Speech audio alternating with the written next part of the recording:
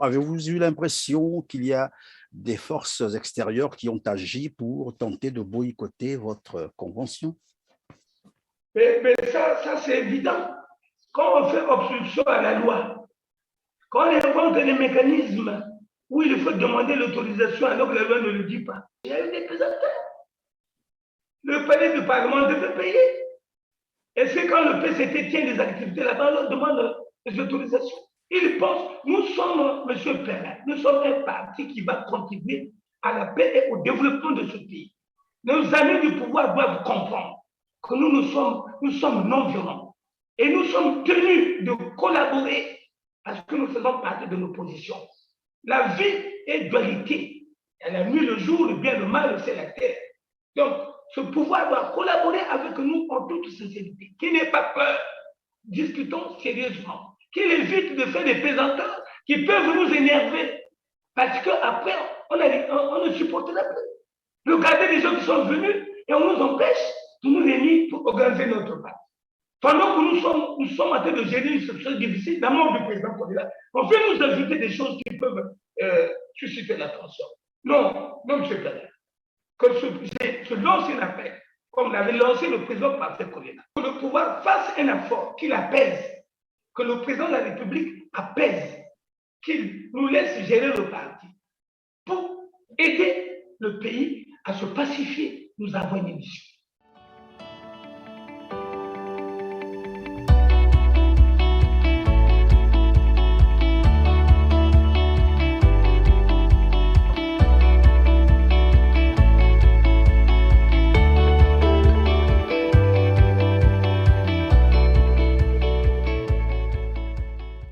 Bonjour, bonsoir, mesdames, mesdemoiselles et messieurs, fidèles téléspectateurs. Merci d'être encore avec nous sur KELAR TV. J'espère que vous allez bien.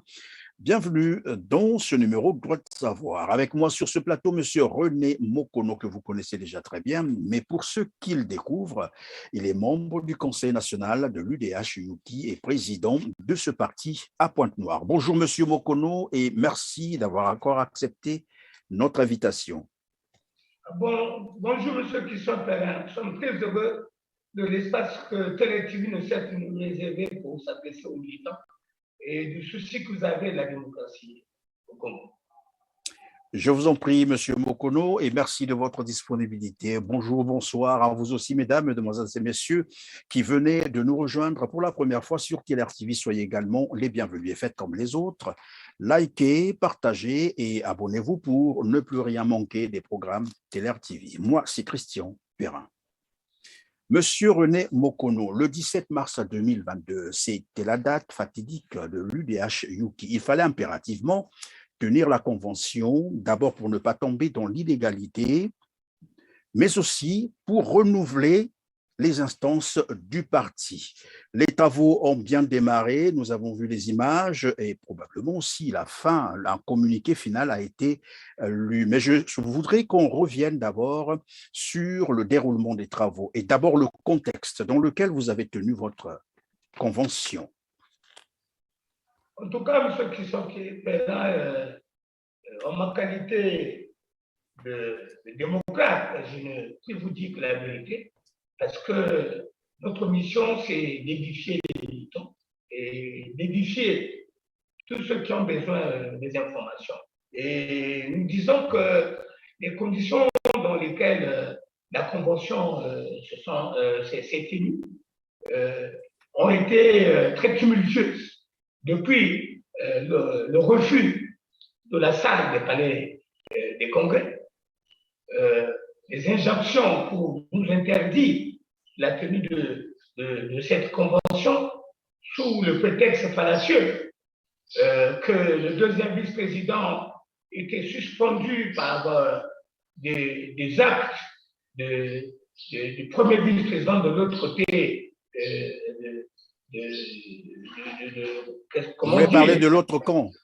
De l'autre camp, voilà. Préparé de l'autre camp. Alors que ce dernier a été également suspendu par les deux tiers, étant donné qu'il y a la soumission de la minorité à la majorité. Ces décisions ont été actées. Malheureusement, nous avons déposé ces suspensions au ministère de l'administration du territoire. Et malheureusement, la préfecture du département de Brazzaville a fait prévaloir des sanctions qui ont été prises de l'autre côté, que nous avons pensé illégales, et pour mettre de côté les sanctions qui sont officiellement reconnues, parce que la délégation des 2 tiers a pris part au dialogue, plutôt à la concertation de Wando. Oui, ça veut dire, Monsieur Mokono, la préfecture a prévalu les sanctions contre le deuxième vice-président de Yuki en faisant fi des sanctions contre le premier vice-président de Yuki, c'est voilà, ça? Tout à fait. Et c'est pas judicieux parce que le côté des 2 tiers ont pris part à une activité menée par l'ONU ici à Brazzaville. Les 2 tiers ont eu les mêmes délégués, Gilles Bassilikila qui a été reçu là-bas, il a été reçu chez le chef de file de l'opposition. Ils sont allés représenter l'UDH au dialogue, plutôt à la concertation. Donc c'est légalement reconnu que le compte qui avait raison, c'était donc la nôtre. Bon, il est ambigu et vexatoire de comprendre qu'on nous dise par le secrétaire général de la préfecture de Brazzaville, nous dit non, vous ne pouvez pas, non, on ne vous autorise pas la salle. Mais de quoi se mêle la préfecture dans les affaires intérieures de Yuki? Que vient faire la préfecture là-dedans? Mais vous comprenez qu'il y a des injonctions, c'est des abus de pouvoir. C'est des abus de pouvoir simplement comme de coutume. Sinon, l'article 25 de la loi, dont la liberté fonctionnelle, la liberté des activités aux partis politiques reconnue par l'État. Nous sommes au récépissé numéro 002 du 30 octobre 2018. C'est simplement de l'abus de pouvoir. Et donc, on vous a refusé la salle de congrès. Il n'y avait pas d'autres salles dans la ville que vous pourriez requérir, par exemple, des salles privées, par exemple? Et à ce niveau-là, le chef de file de l'opposition a eu le souci de l'UDH et il nous a proposé, pour nous dire que ne vous en mettez pas, l'UPADES a une grande salle de conférence qui peut contenir les 300 participants. Et donc, l'UPADES, je vous l'offre gratuitement. Et nous étions très heureux. Ça, c'est la promesse du chef de file de l'opposition, M. Pascal Sassima-Biala. Et tout à fait, ça nous a rassurés et ça nous a vraiment fait penser qu'il était revenu à la raison. Et je crois que ça pouvait corriger tout le mal qu'il nous avait fait. Malheureusement, à notre grande surprise, et il nous a fait savoir que non, je ne peux plus vous donner cette salle. Donc, après avoir pris cet engagement, il a fait volte-face. Tout à fait. Le même jour? Le jour suivant. Et il vous a dit le pourquoi? Il dit qu'il y a des raisons. Il y a des raisons qu'il n'a pas avancées, mais ce qui est vrai, c'est qu'il y a eu des pesanteurs. Il y a eu des pesanteurs comme quoi il a dû subir des pressions de quelque part. Oui, tout à fait. Il n'a pas expliqué ça. Il dit pour des raisons de pesanteur, ce n'est pas possible qu'il donne ça. Bon, on ne comprend pas comment ces pesanteurs, en tant que président de l'opposition, une grande personnalité de la République, puissent subir des pesanteurs à quelques jours de la tenue de la République. Alors que c'est lui le chef de file de l'opposition. Qu'à cela ne tienne, vous avez quand même tenu vos travaux, en fait, la convention. Et donc, où est-ce que vous avez tenu votre convention? Nous avons tenu la convention au cabinet du Vénal de Sambazadeh. C'est lui qui est le directeur du cabinet du feu président Patrick Colline. Il nous a offert donc son espace parce qu'au sortir de toutes les déceptions, nous nous sommes dit que pour éviter les représailles, nous avons pris l'engagement de les tenir là-bas et on a retenu les quelques représentants qui devaient siéger.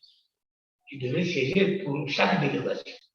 Et comment se sont déroulés, dans quelle ambiance se sont déroulés les travaux de la convention? Nous exposons ici les problèmes, c'est dans le souci de l'efficacité, pour que nous tirions les conséquences de nos insuffisances. Les conditions n'ont pas été démocratiques parce que les délégués ont attendu pratiquement de 10h à 16h. Ils se sont attendu les sujets, et c'est vers les 17h que nous sommes désagréablement surpris. Les délégués, pardon, Monsieur Mokono, les délégués venus de partout dans le Congo, c'est ça? Tous les départements, jusqu'en France. Tous les délégués. En tout cas, tous les départements. vous avez vu les images, et là, c'est parce qu'il y a eu une bonne partie qui est allée se promener au palais de congrès, puisque jusqu'à 10 heures, on ne savait pas si nous aurons la salle, puisque le secrétaire général avait dit revenez demain à 8 heures à la préfecture pour recevoir la réponse. Ils y sont restés jusqu'à 11 heures. Quand leur temps, le refus de la tenue. Et donc, beaucoup de gens n'étaient pas au courant qu'on a transporté la convention à Diata chez le mesdames sénateurs. Et ça ressemblait beaucoup plus à un boycott alors. C'est un boycott. C'est un boycott, c'est clair. Alors, vous étiez en train de nous expliquer l'ambiance dans laquelle vous avez tenu vos travaux. Et après, comment ça s'est passé? Vous êtes reparti en commission? Nous sommes repartis en commission. Bon, moi, je n'étais pas parce que nous attendions qu'on nous appelle pour commencer de travailler. Et vous constaterez que dans le communiqué final, je suis même rapporteur adjoint. Rapporteur adjoint, mais vous n'étiez pas sur place, c'est ça? Je n'étais pas au courant de tout ça. Je n'étais pas au courant de tout ça. Bon, on attendait qu'on se retrouve, qu'on mette les choses sérieusement. Et M. Bassidi Kila, il était là? Mais ils étaient tous là. On attendait tous. C'est tout le monde qui attendait qu'on lance les activités. Attendez, peut-être que je ne comprends, je ne saisis pas trop bien. Vous attendiez où? Vous étiez où là? Ben nous étions assis là. Et moi, comme je gérais la délégation de Pointe-Noire, donc de temps à autre, j'étais pour regarder, puisque ce n'est pas tout le monde qui était dans les travaux là-bas. Donc j'étais à gauche, à droite, tout en ayant l'œil que là-bas, quand ça va démarrer, je rejoins l'équipe. Là-bas, chez le député qui vous avait cédé la salle, c'est ça? Chez le vénérable sénateur, justement. Le vénérable. Nous étions dans les parages, parce qu'il y a d'autres qui étaient occupés toute la ville. Et la salle, nous avons occupé la parcelle derrière vous, c'est là où les commissions ont travaillé. Devaient travailler pour moi. Maintenant, et qu'est-ce que ça donnait? La suite, ça donnait quoi? Les gens travaillaient quand même? Les gens ont travaillé, mais pas de façon qu'on le souhaitait, puisque ce communiqué final qui nous a été présenté, si les gens avaient sérieusement travaillé, je serais quand même là, rapporteur adjoint. Et une autre grande surprise, c'est un communiqué final qui a été pendu. J'ai demandé le secrétaire de la commission, et même d'ailleurs, quand vous regardez la composition de ce président, c'est ambigu. Depuis un certain temps, je suis avec vous justement pour présenter, donner les positions du parti. Mais dans le présidium, Pointe-Noire avait la deuxième place à occuper, la deuxième vice-présidente. Et vous comprenez qu'on a mis un monsieur qui est venu de Pointe-Noire qui n'a pas participé à la commission préparatoire. Que vous connaissez parce que vous êtes quand même le président départemental de Pointe-Noire. Tout à fait. Celui qui est venu, c'est le coordonnateur. Moi, je suis le coordonnateur adjoint. Parce qu'en dehors du découpage administratif qui donne Pointe-Noire un seul département, qui a subdivisé Pointe-Noire en 3 départements, selon notre vision pour la gestion de proximité.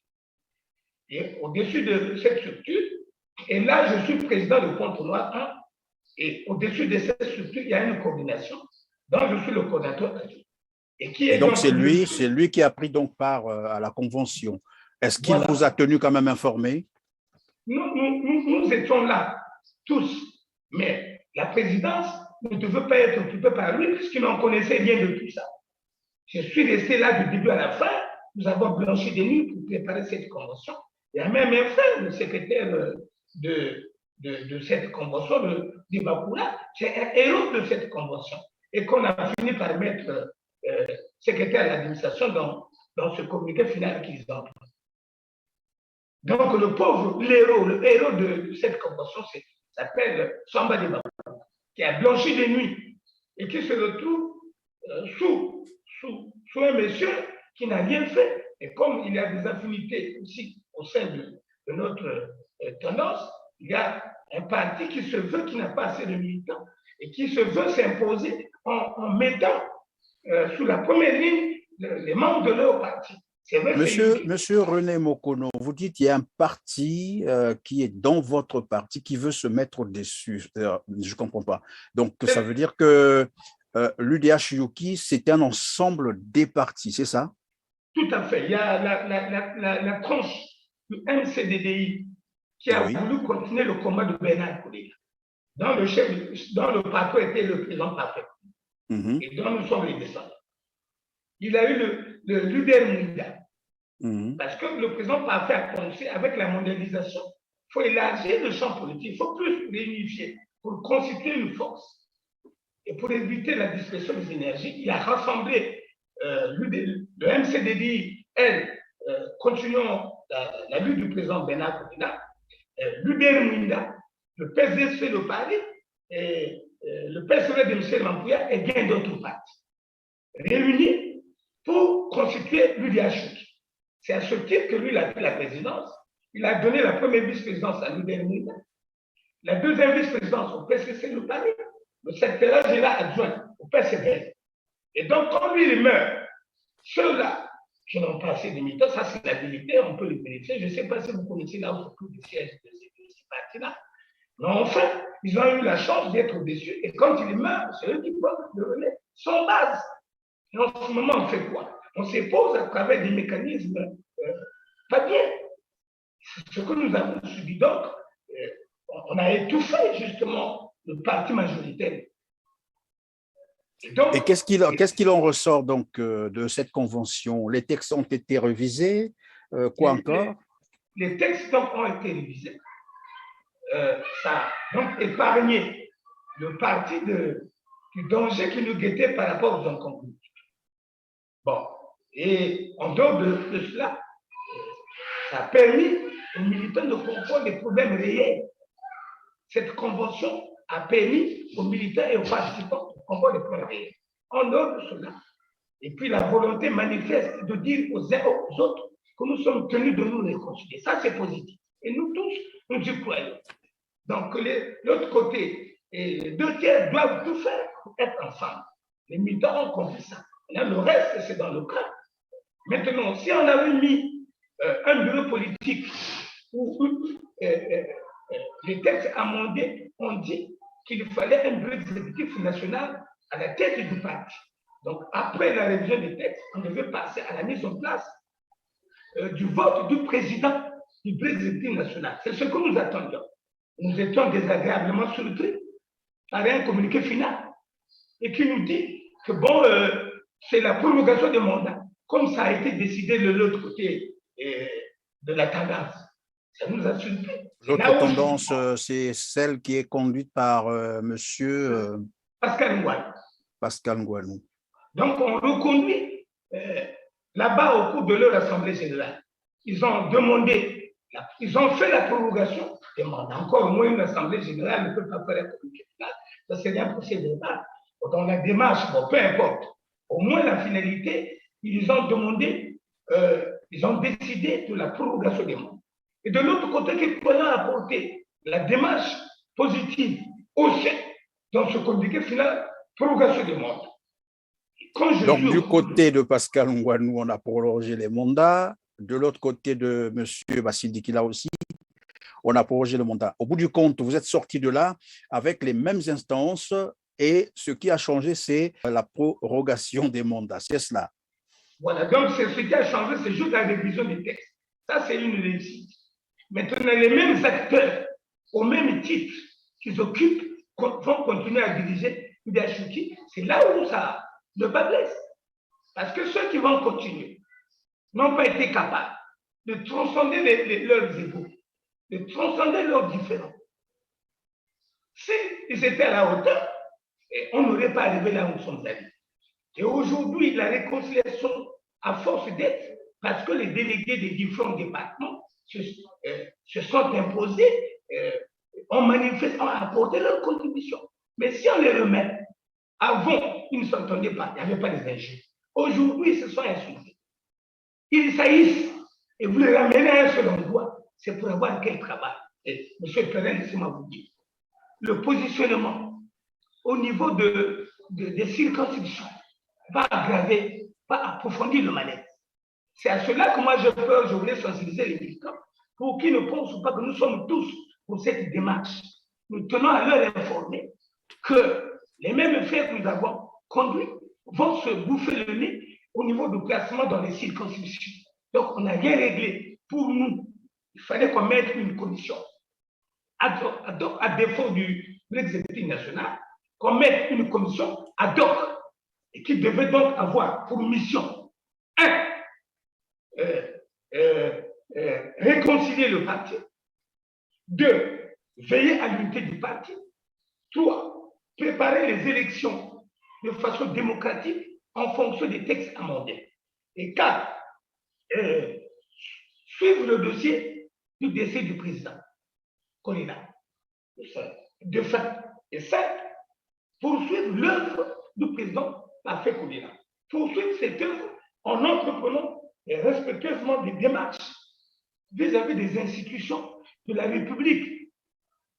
Il faut qu'on entreprenne pour discuter de manière qu'on obtienne de ces institutions un dialogue national sérieux, pas un tribunal comme à la conférence nationale. Ça, c'est mon avis.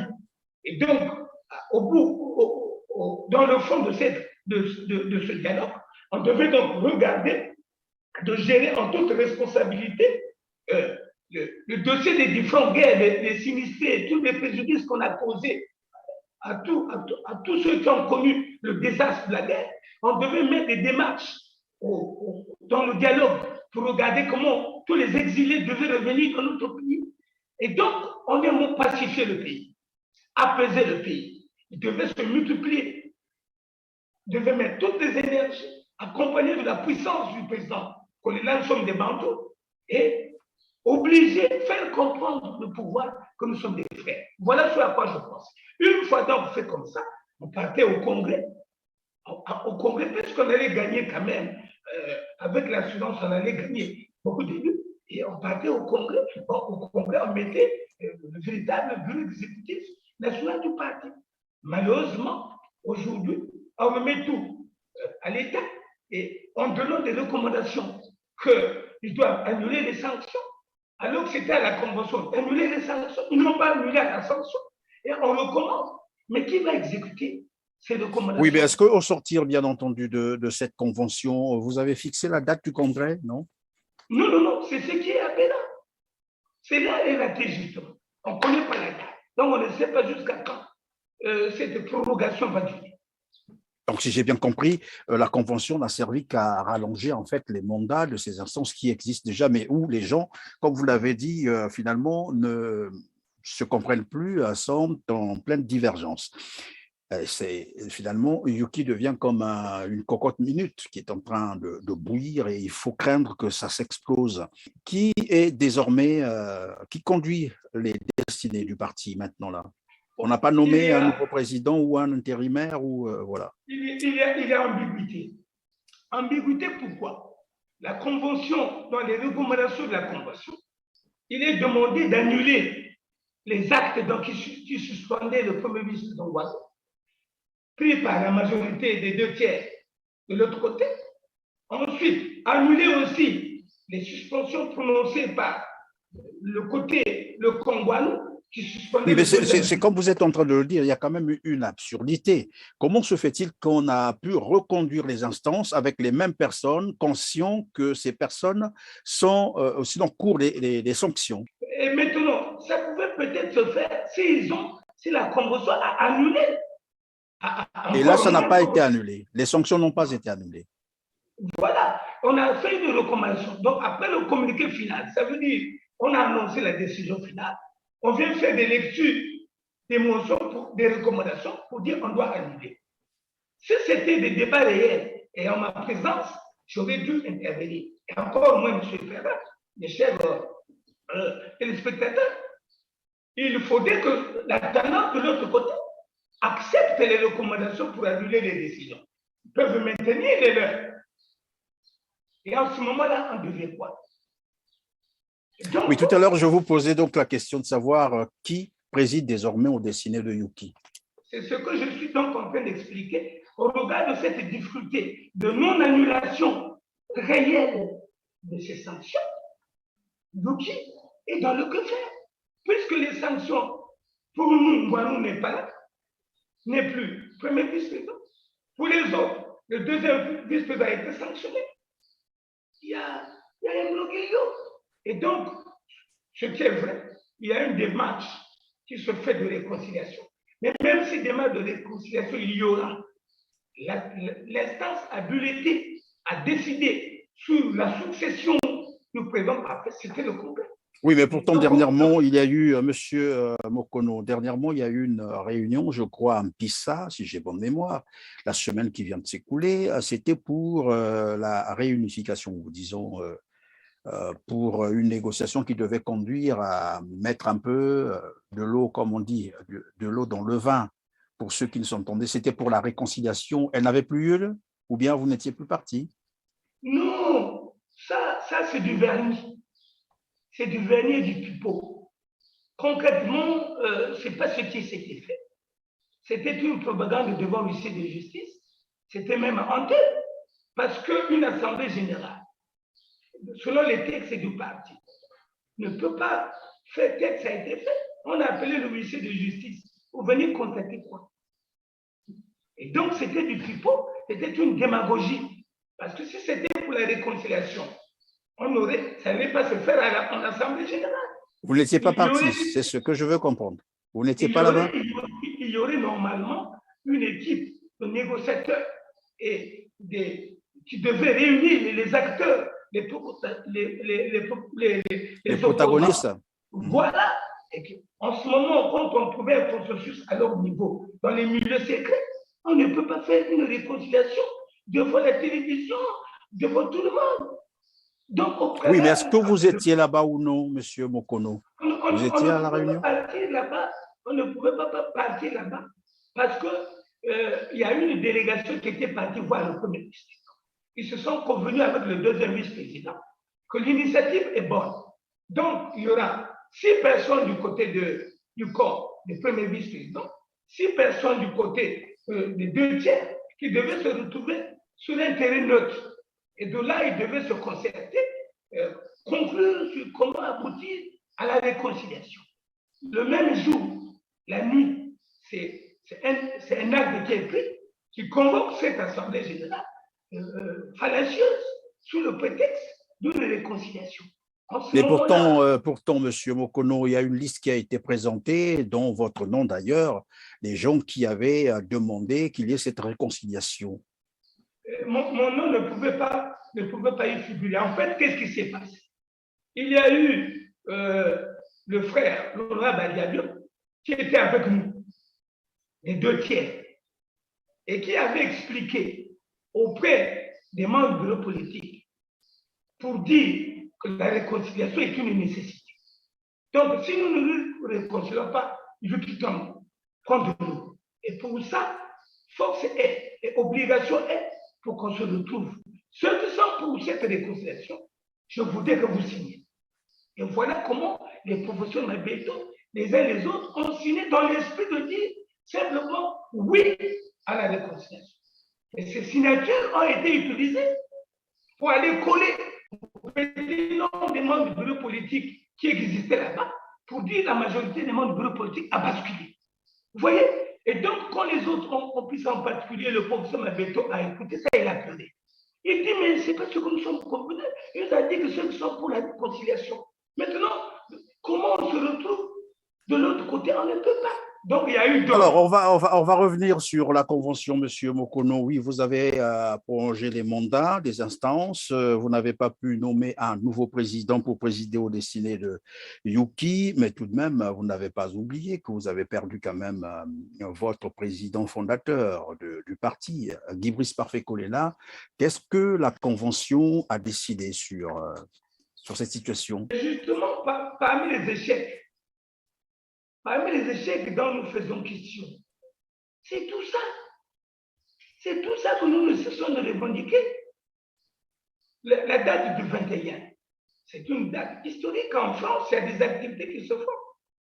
Bon, enfin, il y a une activité qui est prévue. Il y a des activités qui sont prévues en harmonie avec les activités prévues en France. À Saint-Pierre, le 21, il y a une grande messe à Saint-Pierre. une grande messe à Saint-Pierre et bien d'autres activités qui vont se faire. Peut-être on profitera de ces messes pour se réconcilier. Peut-être. Sinon, il y a des messes qui sont prévues, et notamment à Saint-Pierre, le 21. Et tel que vous êtes sorti de votre convention, c'est vrai qu'il y a eu un communiqué final. On a l'impression que rien n'a été fait. Et tel que vous étiez parti, c'est comme ça que vous êtes sorti. Et quel message avez-vous envoyé finalement auprès de vos partisans? Qu'est-ce qu'ils peuvent retenir finalement? En tout cas, ce qu'ils peuvent retenir, c'est que merci pour la convention, pour avoir révisé les textes. Mais le problème reste entier. Reste entier. Et il faut qu'ils prennent conscience pour comprendre qu'il y a des méthodes antidémocratiques qui sont en train d'être utilisées, qui sont en train d'être introduites au sein de l'UDAFIC. Et au regard de l'article 163 du règlement intérieur qui donne mandat à tout membre du parti de veiller au bon fonctionnement du parti, de défendre le bon fonctionnement du parti, moi je suis dans cette démarche pour qu'on n'accepte pas l'inacceptable. Nous devons rappeler alors ces frères qui n'acceptent pas que la magouille politique, donc qu'ils les respectent, qu'on se réconcilie, qu'on mette en pratique la vraie réconciliation pour aboutir. Oui, évidemment, qu'est-ce que vous proposez concrètement pour que les gens reviennent un peu au bon sentiment? Parce que, comme je l'ai dit d'emblée, désormais, Yuki, c'est comme une bombe à retardement. C'est une cocotte minute qui est en train de bouillir. Qu'est-ce que vous proposez concrètement pour que les gens reviennent au bon sentiment, pour que ce parti survive? Surtout qu'il vous avait été, je crois, laissé un testament de se battre. En tout cas, à mon avis, M. Christian Perrin, mon souhait serait de trouver un mécanisme qui fera en sorte qu'il y ait une convention où on a prolongé les mandats, c'est bien, mais il faut que nous fassions vite, avant les élections législatives, qu'on mette une structure provisoire où il y aura les représentants des deux tendances, d'une manière ou d'une autre, il y aura les représentants des deux tendances, pour que dans la sérénité, nous puissions préparer les élections, nous puissions défendre l'UDHUK, nous puissions discuter avec les institutions en place. Et donc, je demande aux militants et au pouvoir de comprendre que nous est un parti légalement installé par leur texte et que d'ici peu, nous devons nous battre pour nous rassembler et mettre une structure provisoire qui sera composée des deux partis pour organiser les élections, pour mettre en marche les mécanismes d'apaisement dans la République, afin que le Congo, quand même, puisse ne pas tomber dans les méandres, justement, de la nuisance que nous ne cessons de vivre jusqu'à ce jour. Donc, Yuki doit être l'exemple. Nous devons nous surpasser comme le faisait le président Parfait Kolela, qui a été au-dessus de la mêlée, qui a tenu bon, qui a eu de bons rapports. C'est un exemple à suivre pour l'honorer. Sinon, laisser Yuki disparaître, ça serait un crime et moi, je ne supporterai pas. Alors, merci, monsieur René Mokono. Ça sera la dernière question. Avez-vous eu l'impression qu'il y a des forces extérieures qui ont agi pour tenter de boycotter votre convention? Mais ça c'est évident. Quand on fait obstruction à la loi, quand on invente des mécanismes où il faut demander l'autorisation alors que la loi ne le dit pas, il y a eu des pesanteurs. Le palais du Parlement devait payer. Et c'est quand le PCT tient des activités là-bas, on leur demande des autorisations. Ils pensent, nous sommes, M. Perrin, nous sommes un parti qui va contribuer à la paix et au développement de ce pays.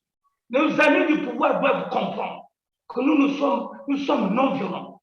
Et nous sommes tenus de collaborer parce que nous faisons partie de l'opposition. La vie est dualité. Il y a la nuit, le jour, le bien, le mal, c'est la terre. Donc, ce pouvoir doit collaborer avec nous en toute sincérité. Qu'il n'ait pas peur. Discutons sérieusement. Qu'il évite de faire des plaisanteries qui peuvent nous énerver. Parce qu'après, on ne supportera plus. Regardez les gens qui sont venus et on nous empêche de nous réunir pour organiser notre parti. Pendant que nous sommes en train de gérer une situation difficile, la mort du président Kabila, on fait nous ajouter des choses qui peuvent susciter l'attention. Non, non, M. Kabila.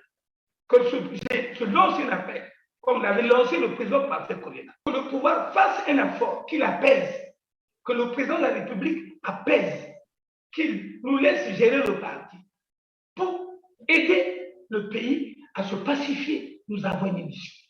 Merci, Monsieur René Mokono. C'est par là que nous mettons donc terme à cette émission. Je rappelle que vous êtes membre du Conseil national de l'UDHUKI et président départemental de ce parti à Pointe-Noire. Merci d'avoir été avec nous, d'avoir consacré tout ce temps pour le plaisir de nos téléspectateurs. En tout cas, nous reviendrons encore vers vous, toutefois qu'il y aura une évolution sur ce dossier.